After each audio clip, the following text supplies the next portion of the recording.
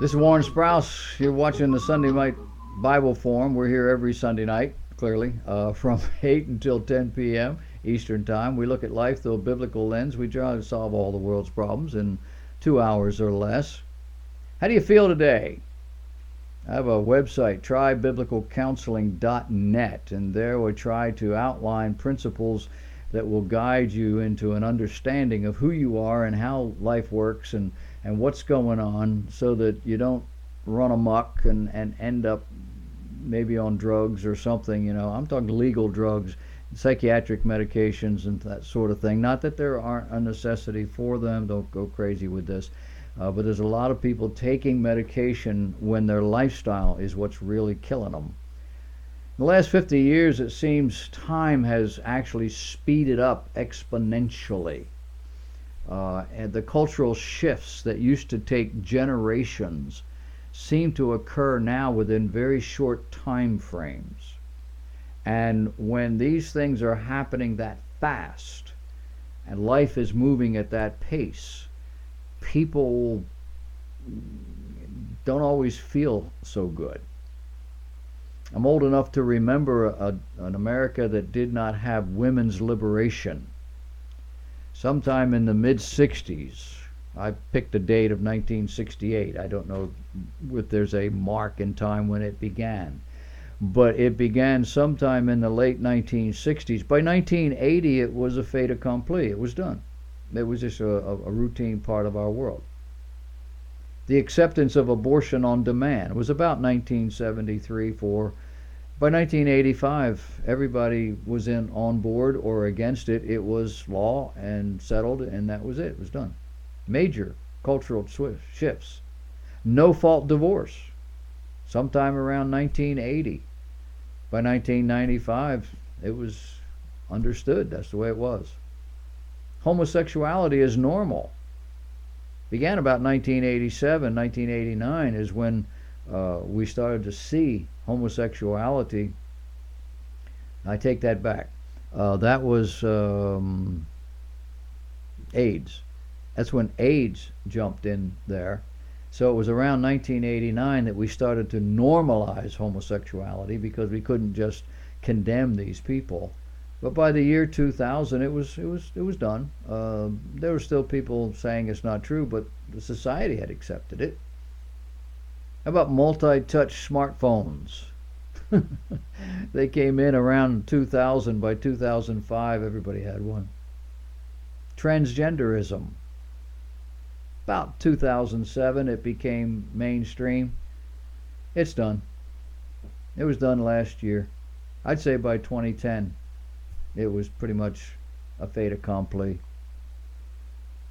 But not one of these shifts in society made any significant gain or benefit or beneficial difference to our society. Women's liberation.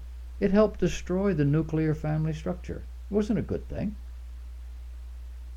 Abortion on demand. It fueled an oversexed society. Things just went crazy after that. They argue that the incidence of birth control pills went down, or the incidence of live births, but it was because of abortion. It wasn't because people weren't having sex anymore. It got worse. No-fault divorce led to the minimizing of the marriage covenant. Smartphones have dumbed down and distracted an entire generation. They offer a lot of help. I appreciate them, but they're not good. And transgenderism? We're still waiting for the value of that to show up. At a 2016 United Methodist Forum for their Vacation Bible School program, the Reconciling Ministries Network demanded workers, quote, drop the gender binary, end of quote, by avoiding such offensive language as what? Boys and girls. Can't call them boys and girls anymore. In the UK, the Office of Children's Commissioner for England for school children between 13 and 18 asked students to complete a questionnaire choosing from 22 gender types. Who knew there were that many? It included gender non-conforming, trigender, gender fluid. In Toronto, a 6'2", 46-year-old father has convinced himself that he's a 6-year-old girl. That with the blessing of the Metropolitan Christian Church. Those who feel trapped in a body they don't think matches their inner sexual identity have sometimes turned to drugs and surgery to create a new identity. It's been a failure. Objective scientific studies documenting the failure of this approach are often dismissed or ignored by the government agencies and the groups that are advocating for these people. But Paul McHugh, during his 40 years as University Distinguished Service Professor of Psychiatry at Johns Hopkins Medical School, saw exponential growth in sex change interventions done to accommodate nothing more than, quote, how you feel about yourself, rather than the facts of nature. His surgery team concluded that the practice brought no important benefits, and as a consequence, they stopped offering that treatment as far back as the 1970s. A study in Sweden showed that 10 to 15 years after surgical reassignment, the suicide rate of those who had undergone sex reassessment surgery rose to 20 times that of comparable peers. The Obama administration has gone on record to ban any form of what's called conversion therapy for young people who are unsure of their gender identity. A doctor recommending such therapy could lose his or her license while sex change operations continue. We are in the presence of a determined ideology that will not suffer hindrances even in the face of scientific evidence. We were promised by early homosexual rights advocates that granting personal sexual freedom would not change society. History has proven otherwise. Sexual radicals now demand non-offensive pronouns. What's going on? What's going on is that we are focused more on how we feel rather than objective realities. It doesn't occur to us that we can feel this way today and that way tomorrow without either one being real. But if you say this aloud in the company of certain others, you're a criminal. Why? Largely because of an out-of-control psychological society. Now, there are jokes made about the psychological community that may be true. They may not be. But they ring true. For example, that many, if not most, of those attracted to psychotherapy as a profession were first engaged in psychotherapy as patients. That most psychiatrists are unbalanced psychologically. That someone can see 10 psychiatrists and get 11 diagnoses. Well, that last one is more true than false. A number of years ago, the American Psychiatric Association stopped testing their system, at least in this one way. They used to send people out to several different psychologists, psychiatrists, people that were members of their association, with the same presenting symptoms to see what the diagnosis would be. And they found routinely that there was no uniformity in the diagnosis received. If you did that with medical doctors in America, they would lose their license. In the psychiatric world, nothing happens. These same doctors continue as they did before. The testing stopped. Why? Because this is an almost entirely unregulatable industry. Because much of the practice of psychology is subjective. It's not scientific. I know, there is a scientific component to psychiatry, just not on the counseling side, on the side of application. Why are you anxious? Well, the answer depends on which counselor you see. And you can see a board certified psychiatrist. You can see a board certified psychologist. One's an MD, the other's likely to be a PhD if he's got the word doctor in front of his name. Or you can go to a licensed practical psychologist or a licensed counselor or an unlicensed counselor. You can go to your pastor who has training or probably doesn't. Or you can go to your next door neighbor. And the studies show that over time the result will be largely the same. That's not my personal opinion. That's what the studies show. I used to subscribe to the Harvard Psychological Newsletter. The stories, the case histories, the conclusions in this publication weren't all that bad. However, they did realize just how subjective the whole thing can be. I finally stopped subscribing because I really wasn't learning anything new that benefited me.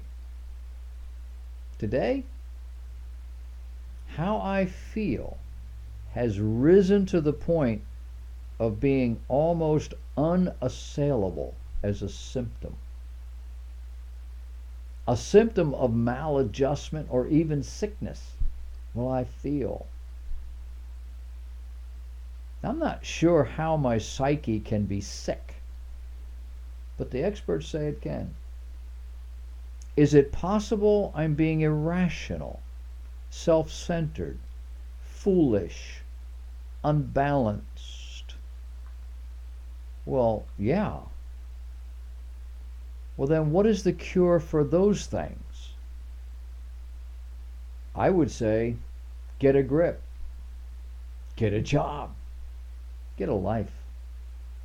Stop babying yourself. Stop indulging yourself. Stop feeling sorry for yourself and become a productive citizen. Now that prescription is every bit as good as any other, and it's a whole lot cheaper. But don't ever think that I'm minimizing legitimate physiological disorders or diseases. There are a lot of those, and they are in an entirely different category. I'm talking simply about how I may feel at any given moment. Do I feel like I'm a woman?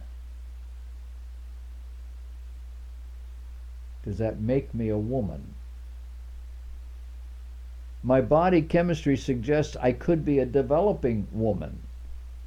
My body type is more female than male. I think like a woman. I relate to women and female things more than I do men and male.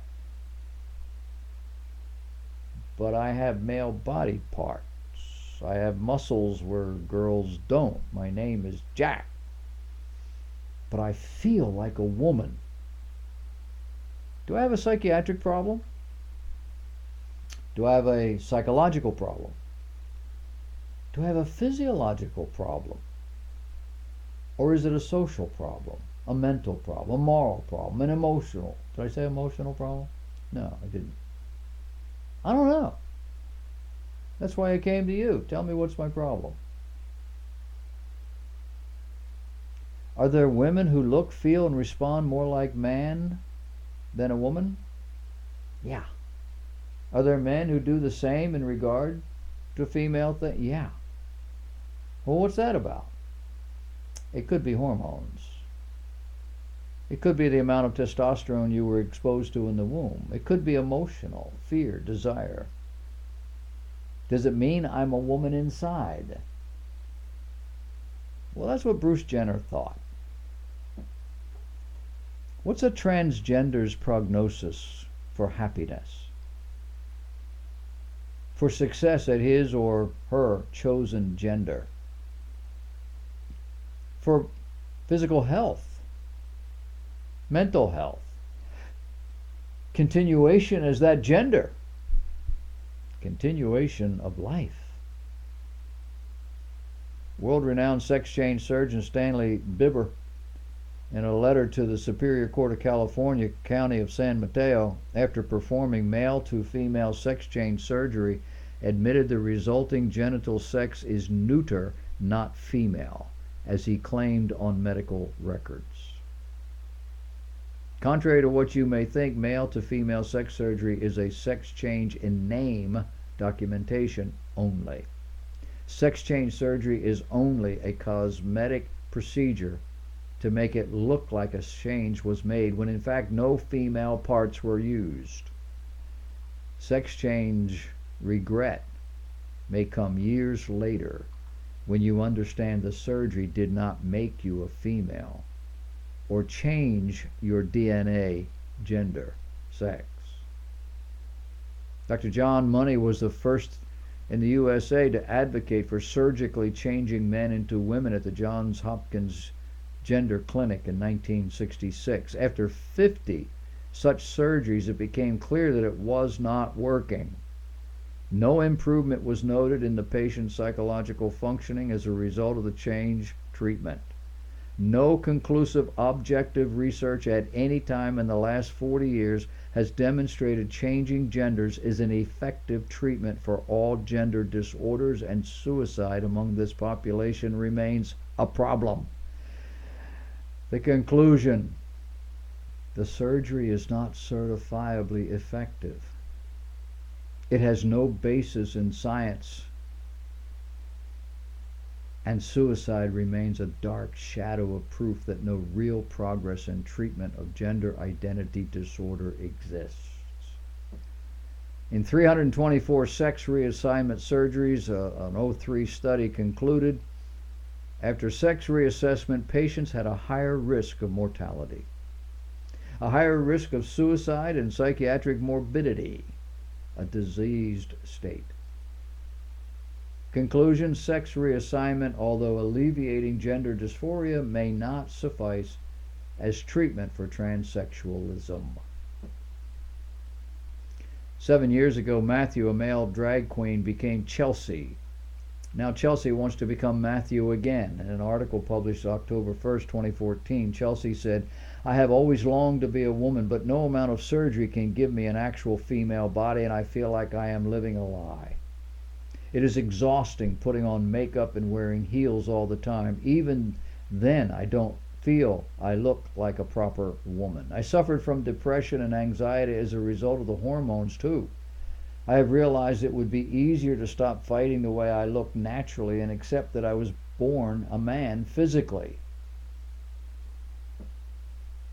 Point: people can feel almost any way they want.